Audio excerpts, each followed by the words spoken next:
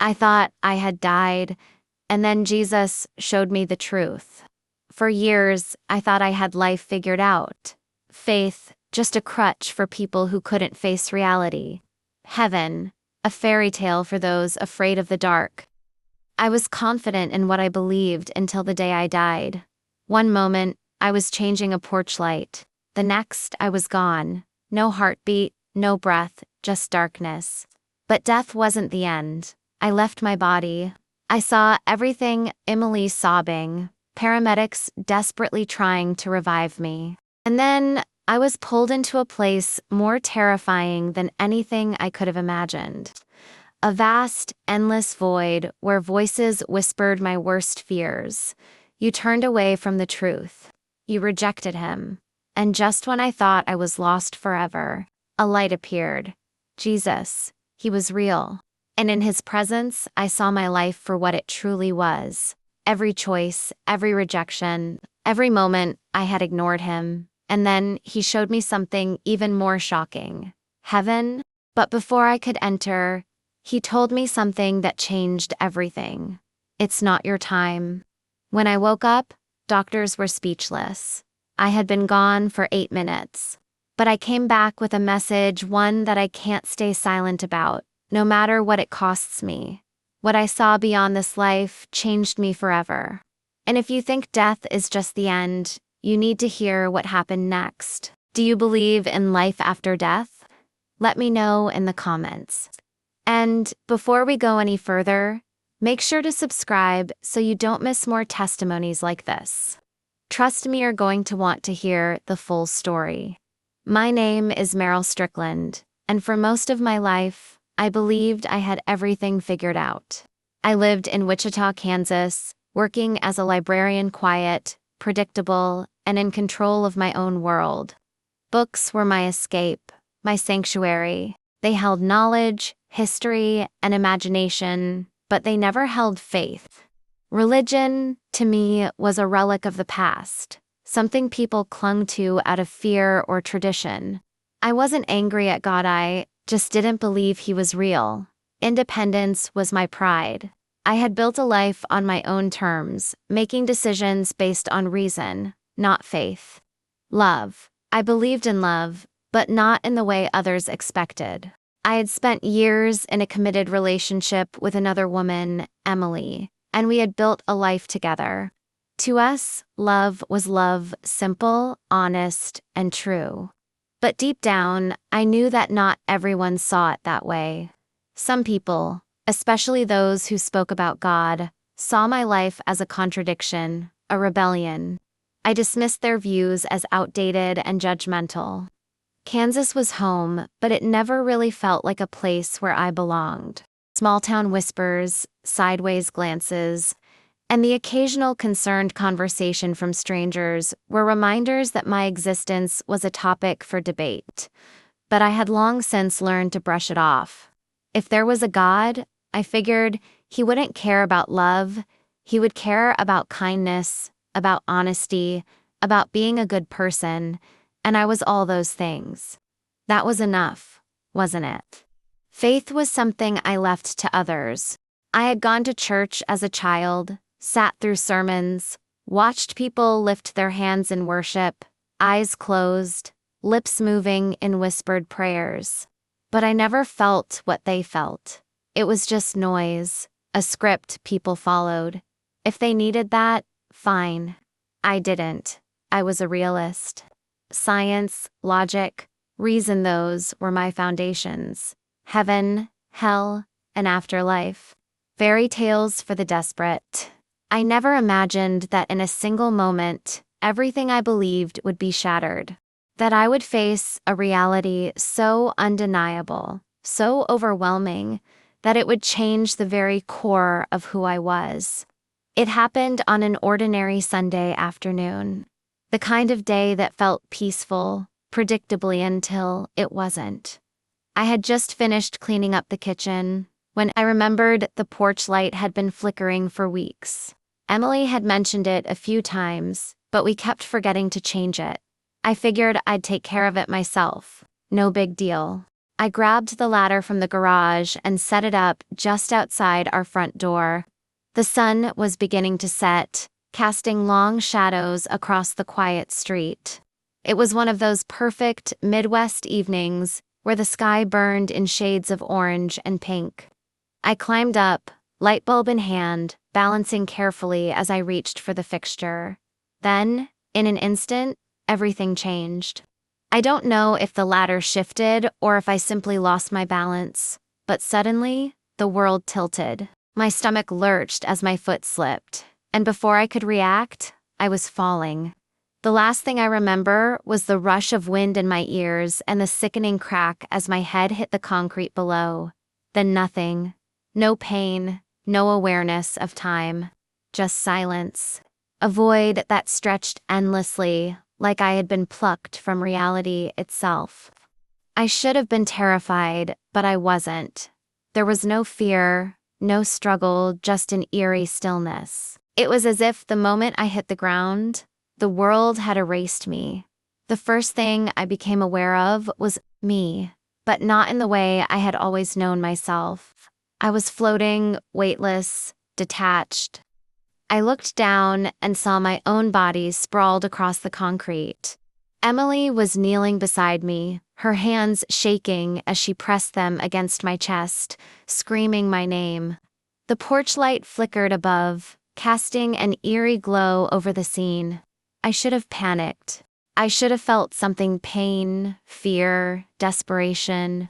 But instead, there was only a strange calm, a quiet detachment, as if I were simply an observer in someone else's tragedy. I watched as neighbors ran over, their faces blurred by the growing darkness. Someone was calling 911. Someone else was checking for a pulse. Then, the sirens. The flashing red and blue lights painted the street in chaotic color. Paramedics surrounded my body, working frantically, their voices clipped and urgent. "No pulse," one of them shouted. "Starting CPR." Another voice called out times, vitals, medical jargon that felt both distant and unimportant. I hovered above them, fascinated by the surreal nature of it all. I could see everything, every desperate attempt to bring me back. Every tear on Emily's face, every second that slipped away. But the strangest part, I could hear them, not just their words, but their thoughts, their fear, their frustration, their quiet prayers. And then I noticed something else, something chilling. The more I watched, the more I felt pulled away. Like an invisible current was dragging me from the scene. The edges of reality began to blur, and in the distance, a darkness was forming. Deep, endless, waiting.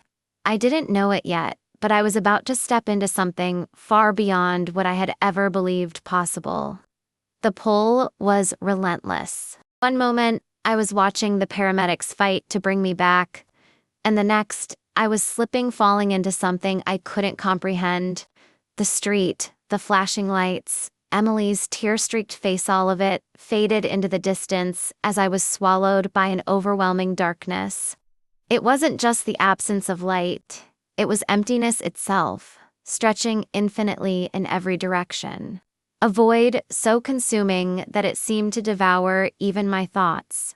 I had no body, no form, yet I was still me, a floating awareness in a place where nothing existed. And then, the voices began. They came from everywhere and nowhere, whispering, hissing, accusing. They spoke my name with a weight that sent shivers through the essence of whatever I was in that moment. I didn't recognize them, but somehow, I knew them. You wasted your life. You turned away from the truth. You rejected him. Each word struck like a hammer, reverberating through the darkness. The voices weren't shouting, but they didn't need to. Their weight was suffocating.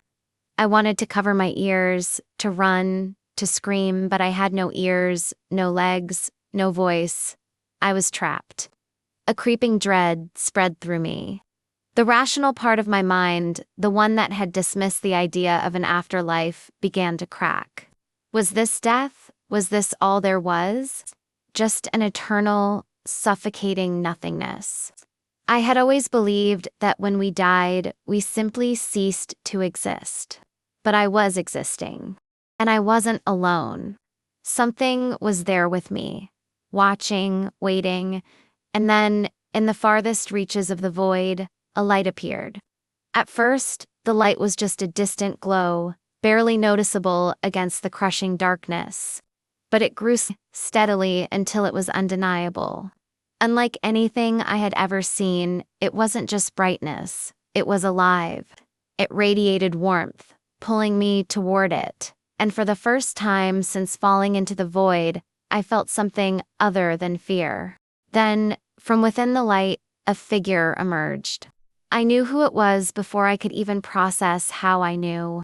It wasn't a guess, a fleeting assumption, it was an unshakable certainty imprinted on my soul. Jesus. He wasn't like the paintings or stained glass depictions I had seen as a child. He wasn't just a man in robes with a kind face. He was power and peace intertwined, a presence so overwhelming that I felt unworthy to even look at him. Yet, the moment his eyes met mine, something inside me broke.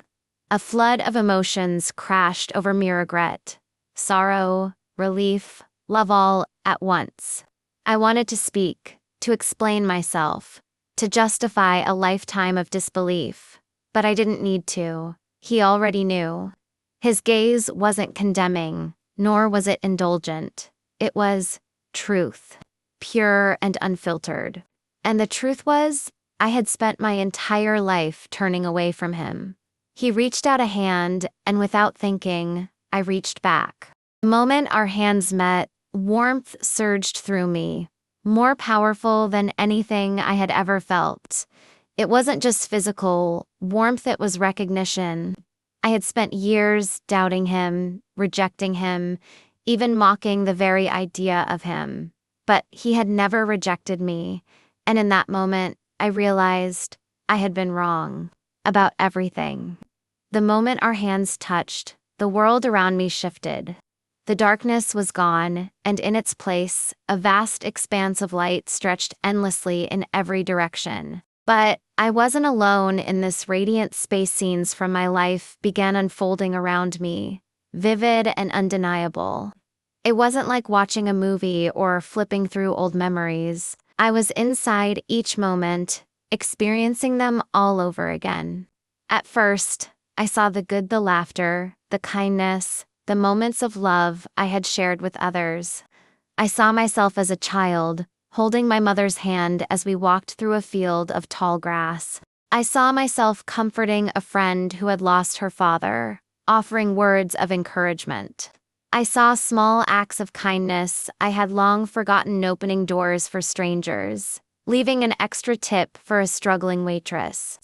But then, the focus shifted, and what I saw next shook me to my core. I saw every moment I had rejected faith, not just in my words, but in my heart.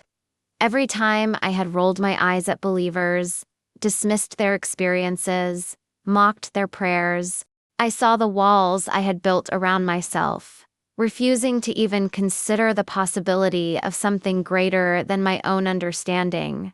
And then, I saw the deeper truth. The moments I had turned away from love, not just from God, but from others. The times I had been too proud to apologize. The times I had chosen bitterness over forgiveness. The times I had let fear keep me from reaching out, from truly loving, from truly living. Tears burned in my eyes, though I wasn't sure if I even had a body in this place. I didn't know, I whispered, my voice breaking.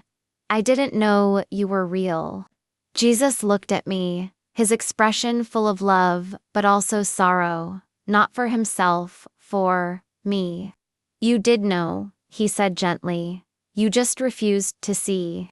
The words cut through me like a blade of light. And for the first time, I understood the weight of every choice I had ever made. As the life review faded, I became aware of something beyond the radiant space where Jesus stood. A presence, vast and overwhelming, called to me not with words, but with a pull so deep, so familiar, that it resonated in the very core of my being. And then, in an instant, I saw it. Heaven. Not as a dream or a distant hope, but as a reality more alive than anything I had ever known.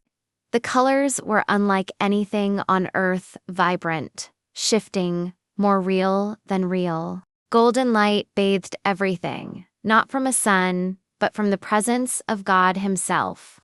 The air was thick, with the sound of worship, but not like church. Hymns, it was a living sound. A harmony that moved through everything, filling every soul with unspeakable joy. I saw beings radiant, majestic, worshiping with a love so pure it brought me to my knees. They weren't just singing, they were experiencing worship, as if the very essence of who they were was caught up in an eternal song of love and adoration. And in the distance, past gardens so lush they seemed to breathe, I sensed something even greater. A city, a place so magnificent that my human mind struggled to grasp it. I wanted to run toward it, to cross the threshold and never look back. Every pain, every doubt, every fear I had ever carried melted away. For the first time in my existence, I felt whole, complete. I turned to Jesus, my heart racing with anticipation. Is this it? I asked, hope swelling in my chest. Am I home? He looked at me with love that held both joy and sorrow. Not yet, he said softly. There is still more for you to do. The words sent a shock through me.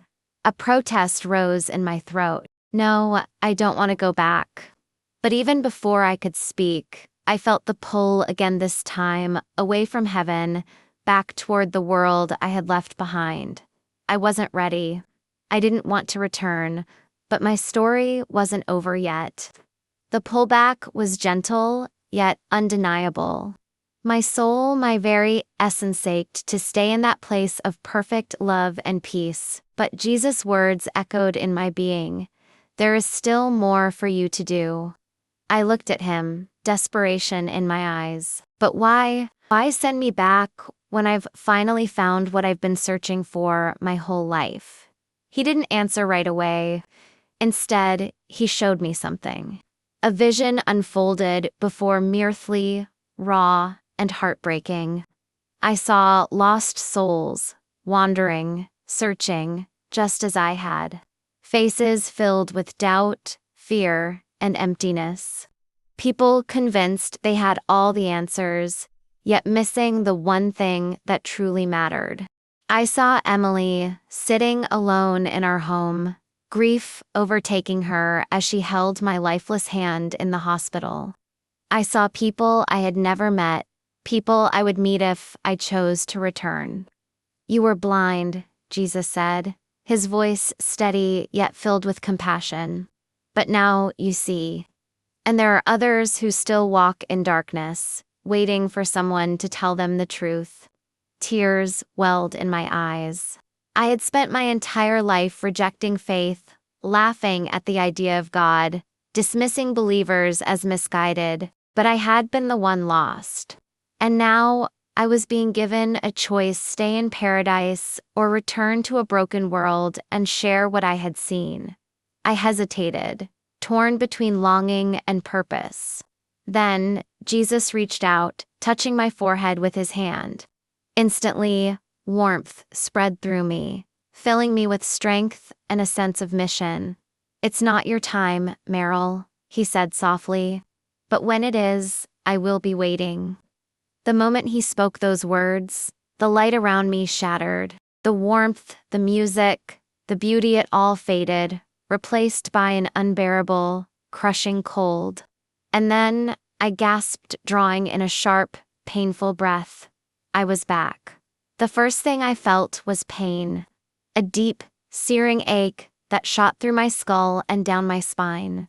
My lungs burned as I gasped for air, my body convulsing as if it had been ripped from another world and forced back into this one.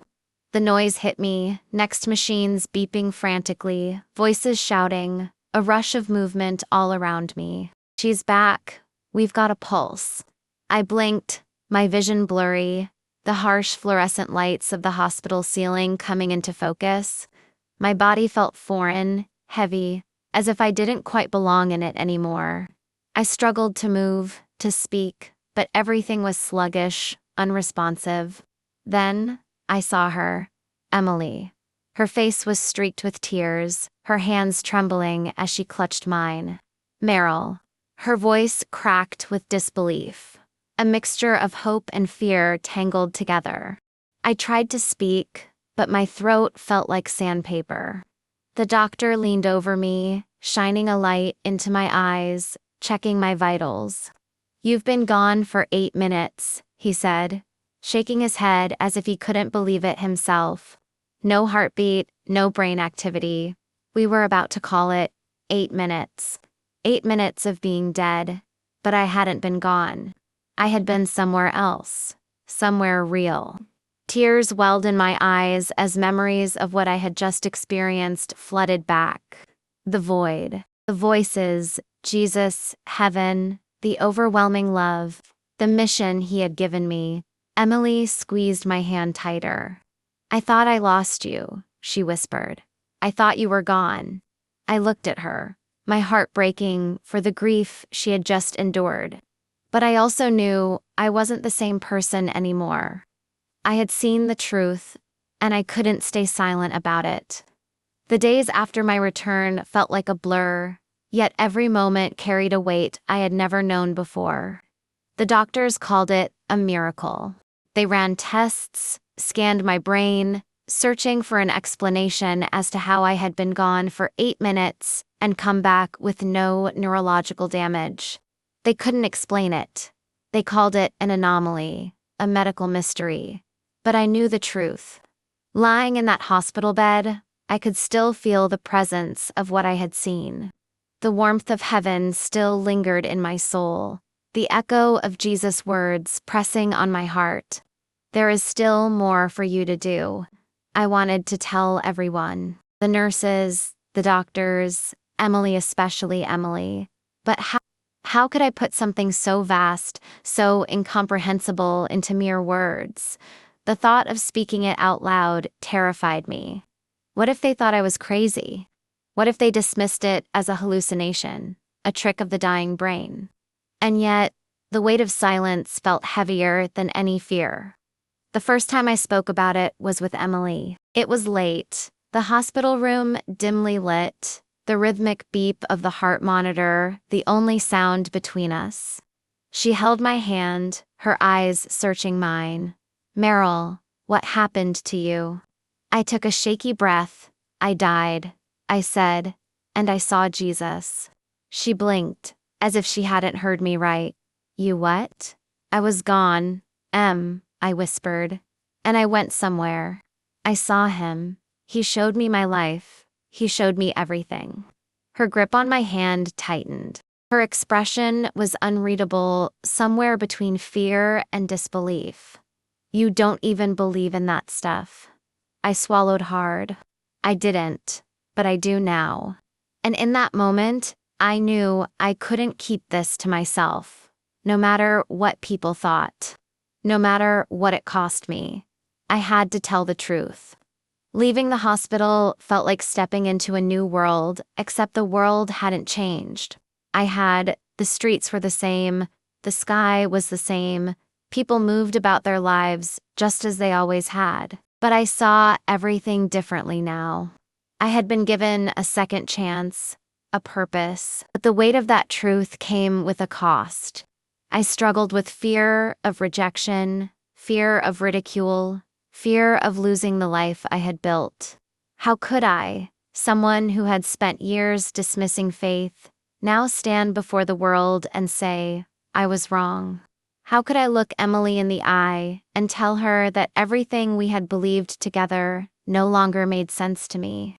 I knew what people would think, that I was delusional, that my brain had simply misfired in those moments of death. that I had been conditioned by stories of near-death experiences and fabricated my own. But deep down, I knew the truth. No hallucination could have changed me like this. No dream could have left an imprint on my soul so deep that I couldn't ignore it. I had a choice: stay silent and let fear control me, or speak and risk everything. One night, I stood before the mirror, staring into my own eyes. My reflection looked the same, but I wasn't the same person.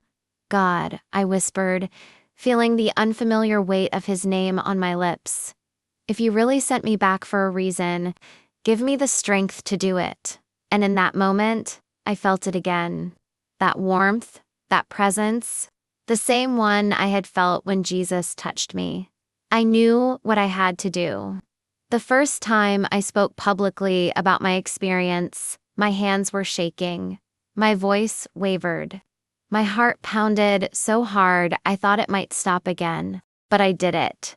At first, people listened with polite curiosity.